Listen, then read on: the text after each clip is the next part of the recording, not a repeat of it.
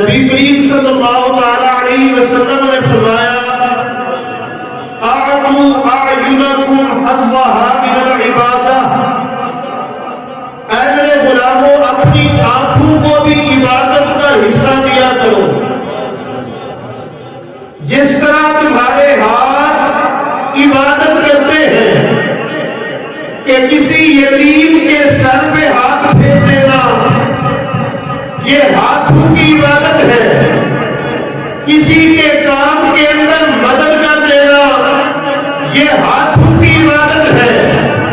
اسی طرح کان بھی عبادت کرتے ہیں، زبان بھی عبادت کرتی ہے، پاؤں بھی عبادت کرتے ہیں، انسان کا ایک ایک عضو عبادت کرتا ہے۔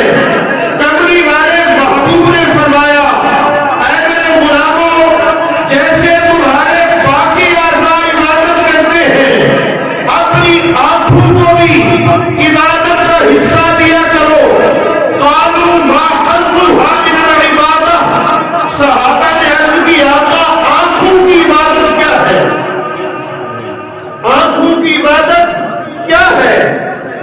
آپ صلی اللہ علیہ وسلم نے جو آنکھوں کی عبادت بیان فرمائی، آپ علیہ الصلوۃ والسلام نے فرمایا النظر فی المصحف، فرمایا قرآن اٹھا کے زیارت کرنا یہ آنکھوں کی عبادت ہے۔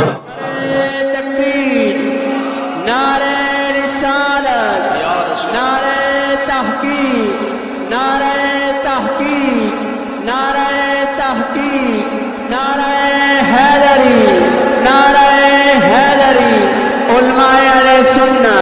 پاکستان میں حرمت قرآن مجید کو